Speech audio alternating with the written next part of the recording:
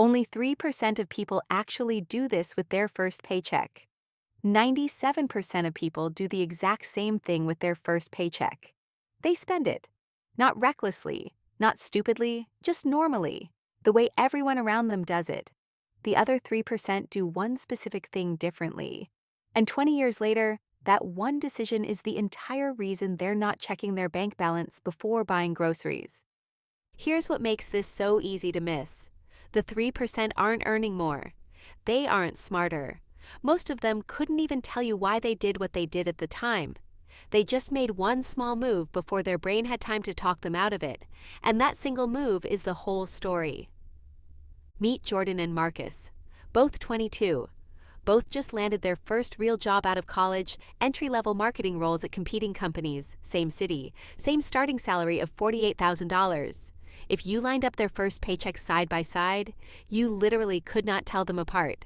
Same number, same taxes taken out, same feeling of finally actually having money. What they each do in the next 30 days is where this story splits in two. Jordan does what basically everyone does. He looks at that first deposit and feels something close to relief. Years of ramen and shared apartments and asking his parents for gas money. And now there's a real number sitting in his account. He goes out with friends to celebrate. He buys the jacket he's had saved in a browser tab for 2 months. Nothing about this is irresponsible. It's just normal. It's what 97% of people do, because it's what feels earned. Marcus gets his first paycheck and does something almost nobody thinks to do. Before he spends a single dollar of it, he opens his banking app and sets up an automatic transfer. 10% of every future paycheck moved into a separate account the same day it lands, before he ever sees the number in his checking account. Then he closes the app and goes on with his week exactly like Jordan did. That's it. That's the whole difference. No secret investment. No trust fund. No genius insight about the stock market. One transfer, set up in about 4 minutes on day one. Here's the part that should actually bother you. There's real research behind that 3% figure. And it's not about income level or education. Studies on financial behavior keep landing on the same finding, that people who automate any form of saving within their first month of employment save at dramatically higher rates for the rest of their working lives than people who plan to start once things settle down. Things never settle down. That's not a personality flaw. That's just how income works. Whatever you earn, your life quietly expands to spend it. Jordan isn't planning to be irresponsible with money. He's planning to start saving once he gets a raise, or once his student loan gets a little smaller, or once he's not paying off that jacket anymore. Every single one of those once moments feels reasonable in the moment. None of them ever actually arrive. This is the part that gets skipped over in almost every finance conversation. It's not that Jordan doesn't want to save.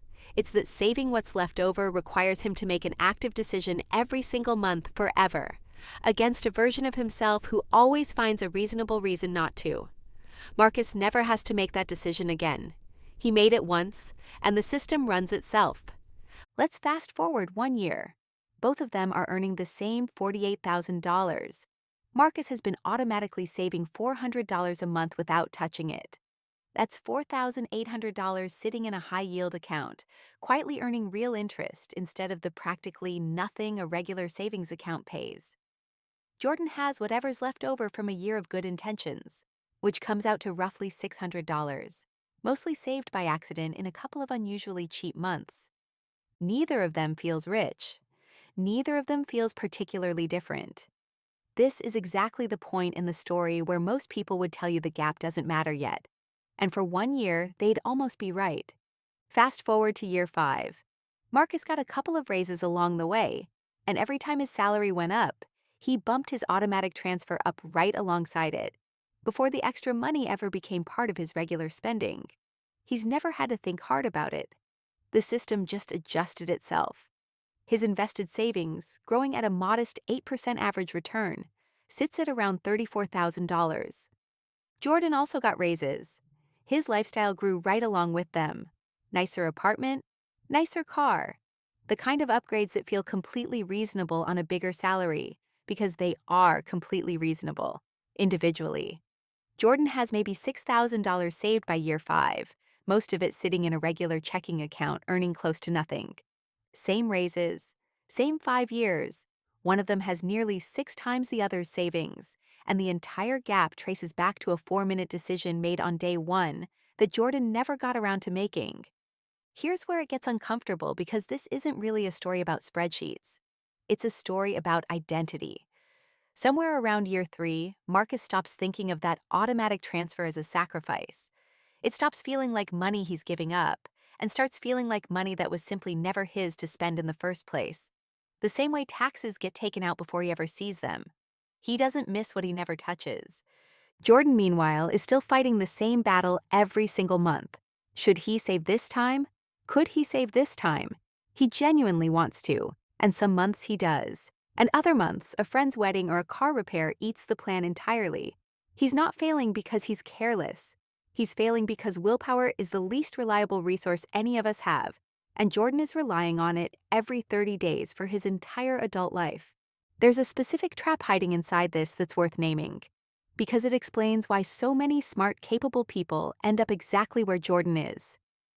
Every individual month where Jordan skips saving feels completely justified. The wedding really was important. The car really did need new brakes. None of these are lies he's telling himself. They're all true, one at a time. The problem is that one at a time describes almost every month of a person's life. There's always a wedding, a repair, a reasonable exception waiting right around the corner. And a plan that depends on there being no exceptions is a plan that's quietly designed to fail. Marcus never has to sort through which months are exceptions, because his system doesn't ask. The transfer doesn't check whether it's a good month or a bad month. It doesn't negotiate. It just happens. The same way rent happens, the same way taxes happen, and Marcus builds the rest of his life around whatever's left, exactly the way Jordan builds his life around whatever's left after spending. They're using the exact same mental trick. Marcus just aimed it at saving instead of spending. Let's jump to year 10. Marcus is 32 now. His invested contributions, still automatically increasing with every raise, have grown to somewhere around $96,000. He's never once had a month where he forgot to save, because forgetting was never an option available to him. The transfer happens whether he's paying attention or not. Jordan is 32 too, earning noticeably more than he was at 22, and he has roughly $22,000 saved. Not nothing. Jordan isn't a cautionary tale in the dramatic sense. He's just an ordinary person who spent a decade meaning to start seriously saving next month. Here's a stat that puts this in perspective. Your savings rate matters more for long-term wealth than your salary does. Run the math and you'll see it every time. Someone earning $60,000 who consistently saves 20% will out-accumulate someone earning $150,000 who only manages to save 3%, not eventually, but by a wide and growing margin over decades. Income is the water pouring in. What you actually keep is the only number that ends up mattering. Now here's the part almost nobody talks about, because it's not really about the money at all. Somewhere in that 10-year stretch, Marcus stopped feeling anxious about surprise expenses. A car repair, a dental bill, an unexpected flight home. None of it derails him, because the system he built on day one was never just about growing wealth. It was about removing the low hum of dread that follows anyone whose finances are one bad month away from real trouble. Jordan still feels that hum. Not constantly, not dramatically, just quietly there in the background, every time his phone buzzes with an unfamiliar number. Let's go all the way to year 20. Marcus is 42. His portfolio, built entirely from a habit that started as a 4-minute decision at 22, sits somewhere north of $310,000. He's never had a single dramatic financial year. No big bet, no lucky break, no inheritance. Just the same automated transfer, quietly compounding, for 2 straight decades. Jordan is 42 too, and by now he's genuinely trying. He's read the books, he's watched the videos. He's had a few serious years where he saved aggressively to catch up. He's sitting at roughly $95,000, which sounds respectable until you put it next to Marcus's number and realize it represents nearly 3 times the effort for roughly a third of the result. That's not because Jordan is bad with money. It's because he spent 20 years fighting a battle Marcus opted out of on day one. This is the actual cost of the 97%. It's not that they end up broke. Most of them end up fine, eventually, after years of unnecessary struggle against their own future selves.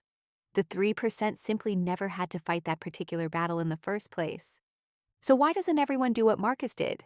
This is the question that actually matters, because the transfer itself takes 4 minutes. It's not access, it's not intelligence, it's something much simpler and much harder to fix.